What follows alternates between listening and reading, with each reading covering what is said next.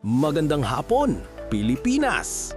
Para sa ating pamilya, maging mapagmatsyag sa mga buhaya. Narito ko ulit ang update natin para sa lagay ng ating panahon ngayong hapon po ng October 7, 2025.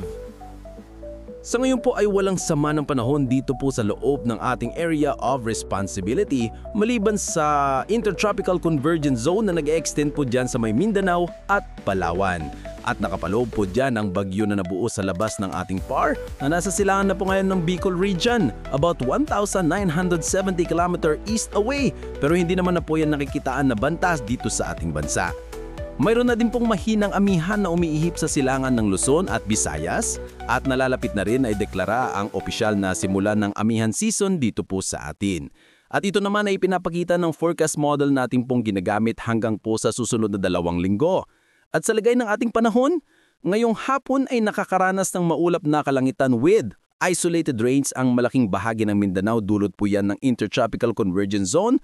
At dahil naman sa mga localized thunderstorm ay cloudy skies with isolated rains ang ilang bahagi ng Visayas, Southern Luzon at ilang bahagi ng Northern Luzon, maging dyan po sa may Pangasinan.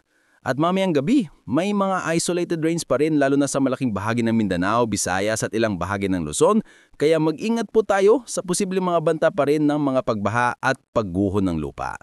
At sa atin naman po mga baybayin, wala naman po tayong mga nakataas na gale warning signals pero iba yung pag-iingat lamang po kung papalaot tayo para po mas makaiwas sa mga sakunang kangargatan.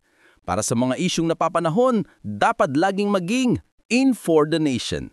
Here is our inspirational quotes of the day. Hanapin mo yung taong magbabago ng buhay mo, hindi yung magbabago ng relationship status mo. Isumbong ang mga buhaya. Ingat kabayan!